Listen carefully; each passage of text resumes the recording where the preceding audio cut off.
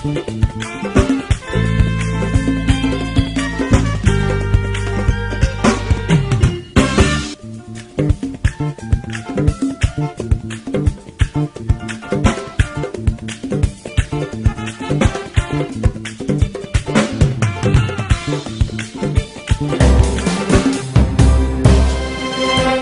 l'heure du journal. Le commandant de la zone militaire numéro 5 change de main. Le colonel Khar Diouf a été installé pour veiller sur le management de la sécurité d'une région épicentre du conflit en Casamance. La reprise de l'activité économique en Casamance portée par des projets et programmes, des structures qui sont en train de renforcer les capacités et les compétences des producteurs du Sud. L'actualité internationale présentée en bref et en images et la revue des quotidiens boucleront cette édition présentée par Eva Sagna, mise en onde par Mafou Kouyaté. Tout de suite le développement. Bienvenue. Je le disais tantôt, le chef d'état-major général des armées a procédé hier à l'installation du nouveau commandant de la zone militaire numéro 5. La cérémonie s'est déroulée au Comzone en présence d'autorités militaires et civiles. Mohamedou Salif Ndiaye a pris part à cette cérémonie. Nous l'écoutons.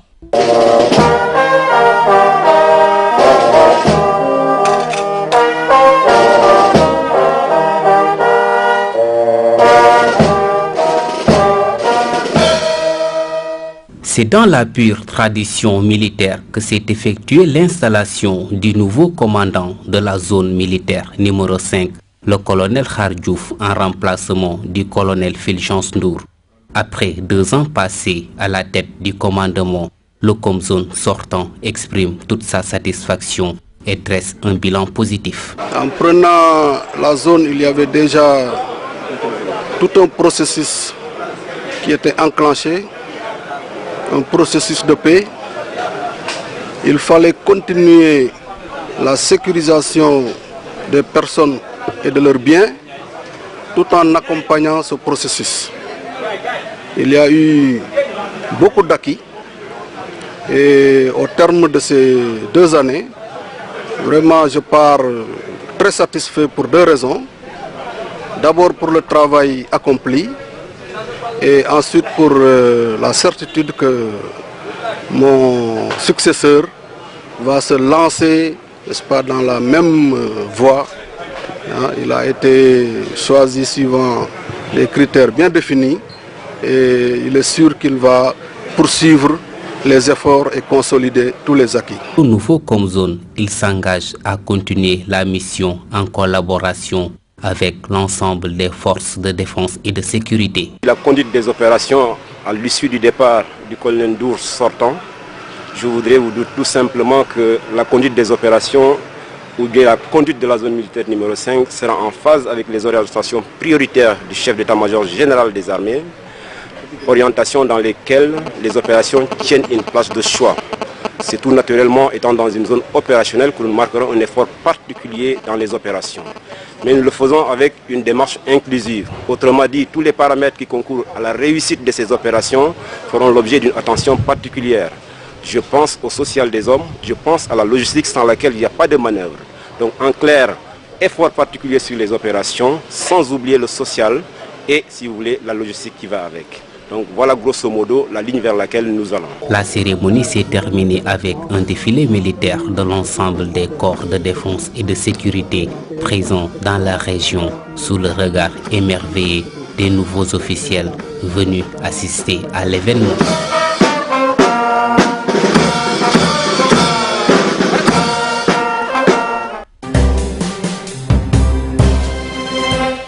Actualité dans cette édition, 3 ans après son lancement, le programme Pôle de développement de la Casamance évalue son action dans cette partie du sud du Sénégal, un exercice qui a permis de mesurer la pertinence des interventions dans les régions de Kolda, Sédhiou et Ziguinchor.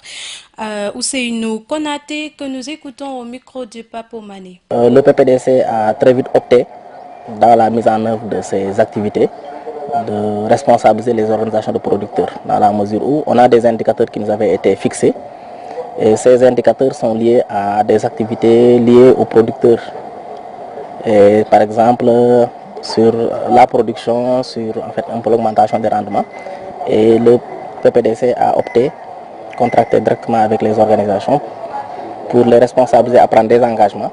Et l'objet de cet atelier, c'est vraiment le moment de suivre ces engagements, de les évaluer pour pouvoir aussi faire un pas par rapport à la prochaine année 2018. L'évaluation, elle est satisfaisante, non? Dans la mesure où, c'est vrai, c'est un long chemin et c'est aussi un processus. Et on est à la 3e année. Oui, il y a quelques difficultés, mais dans l'ensemble, c'est satisfaisant. Parce qu'aujourd'hui, c'est ces organisations qui portent, par exemple, la communication du projet. Vous êtes sans savoir que le PPDC n'a pas d'antenne au niveau des régions. Et la communication en général en souffre. Et aujourd'hui, l'objet, c'est de dire, c'est vrai, il y a une communication de masse qui est plus importante, permettre à toute population de la Casamance de savoir c'est quoi le PPDC. On est à 65%, on a un taux de décaissement de 65% dans le cadre du projet, il nous reste 2 ans. Donc, même si on a accusé aussi 18 mois de retard. Nous y restons. Des projets, il y en a eu en Casamance, mais le PPDC semble être celui qui aura mieux pris en charge les besoins des paysans et autres producteurs. C'est pourquoi le président du Conseil régional de concentration des ruraux plaide pour le renforcement des moyens du dit programme. Aziz Badji, que nous écoutons toujours au micro de Papo Mané. Le PPDC, c'est un test de pôle économique du président de la République. La Banque mondiale a confirmé pour les financements qu'ils ont accordés dans ce pays, le PPDC, la mise en œuvre du projet PPDC a été classé premier. Et donc ça voudrait dire que quand on évalue le projet, on doit être en mesure de confirmer que maintenant ça pourrait être un pôle et mettre les moyens nécessaires pour que les paysans soient équipés en matériel agricole, pour que les vallées soient davantage aménagées, et pour que les producteurs qui sont les maîtres d'œuvre de cette affaire puissent être renforcés en termes de capacité de production, de mise en marché collective et d'équipements agricoles. L'option du PPDC a signé des conventions avec les organisations de producteurs des régions de Ziguinchor, Kolda et Sédhiou ont donné une satisfaction pour nous en tant que producteurs et nous a plus que jamais engagés à accompagner le PPDC, à nous accompagner nous-mêmes à atteindre les objectifs qui sont assignés par le président de la République au projet Pôle de développement de Casamance. C'était Aziz Badji, président du Conseil régional de concentration des ruraux. Il était au micro de Papo Mané. Nombreux sont les entrepreneurs évoluant dans le secteur des petites et moyennes entreprises à être dessus par les multiples rencontres et ateliers de formation auxquels ils sont soumis depuis quelques années sans financement. Sur le point de déchanter, ces derniers ont mis à profit une rencontre convoquée ce mardi par l'ADPME pour lancer leur cri de détresse. Certains d'entre eux se sont confiés à Cheikh Tidiane Cissé. Trop c'est trop. Ce cri de cœur est des acteurs économiques de la région qui ont mis à profit leur énième convocation par l'ADPME ce mardi pour déplorer l'absence d'action après toutes les séries de formations et informations reçues des autorités. Tous nos soucis, c'est le financement parce que depuis presque 5 ans, on évolue dans ce programme, on n'a pas eu de financement. On a tapé toutes les portes, on a tout fait. On nous a même demandé d'investir de l'argent. On a tout fait, mais jusqu'à présent, on a parlé. Maintenant, nous comptons beaucoup sur la DPME. C'est pour cela que j'ai levé la voix pour essayer de parler à ces structures pour que vraiment ils nous aident parce qu'on est très fatigués. Là où nous sommes, on vient de réceptionner 50 Autrichiens et on n'a pas de soutien parce que la dame qui nous soutenait, elle vient de succomber la semaine passée. Donc on ne peut pas vraiment partir. L'approche a faussé. Combien de fois on se réunit dans les hôtels, dans cette salle-là, en CRD, en CLD, pour promettre un financement aux PME ou aux PMI, mais aujourd'hui on se rend compte que tout ce qui se dit ne se fait pas. Donc vous voyez que la politique du Sénégal émergent, moi je pense qu'il faut avoir une démarche propre à nous-mêmes pour permettre à la démarche locale, comme je l'ai dit. La démarche paysanne c'est quoi d'abord? C'est de la base vers la haut, c'est pas de la haut vers le bas. Donc ça faut se les donner. Aujourd'hui on attend des financements qui ne viennent pas. Combien coûtent ces dossiers-là? C'est va-et-vient. Donc vous voyez qu'aujourd'hui, l'approche, quand elle est proximati, ça nous facilite la tâche. Mais regardez quand se loger au niveau de la chambre de commerce de Ziguinchor, il est plus facile de se rendre à Ziguinchor que d'aller à Dakar. Parce que tous ces gens-là qui parlent là, ils prennent les bagages, ils vont à Dakar. Les femmes transformatrices d'embaucher la même trompette pour partager leur déception face aux multiples réunions de CRD et formations sans suite. On nous dit pourquoi? Parce qu'on n'est pas la force, on n'a pas de soutien aussi pour nos produits. Nous avons la potentialité des fruits, mais on n'a pas de force. Mais on doit crier, parce que si nous ne crions pas, on ne peut pas nous savoir. Maintenant, on voulait le gouvernement nous tendre la main pour qu'on peut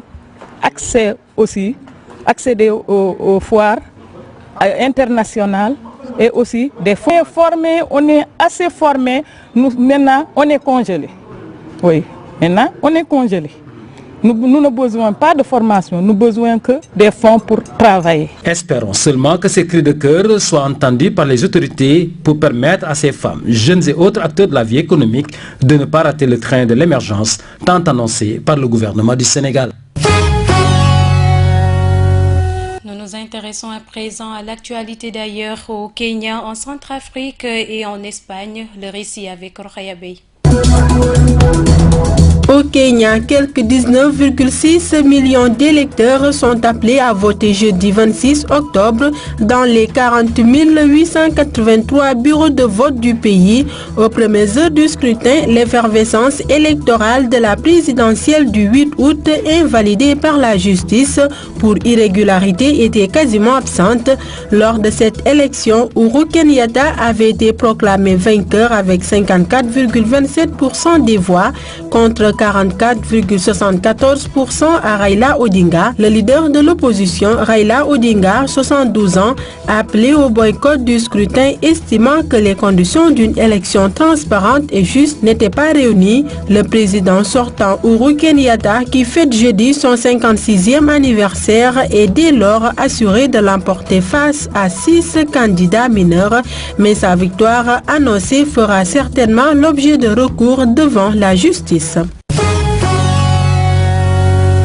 Le secrétaire général de l'ONU, Antonio Guterres, a rencontré mercredi 25 octobre des casques bleus et des populations déplacées à Bangassou, dans le sud-est de la Centrafrique. Il a rendu hommage aux 9 casques bleus tués entre mai et juillet 2017 dans cette même ville. La visite du secrétaire général intervient dans un contexte tendu où les casques bleus tentent de prévenir l'attaque par les milices anti-Balaka d'un peu moins de 2000 déplacés musulmans qui ont trouvé refuge dans un séminaire catholique de Bangassou.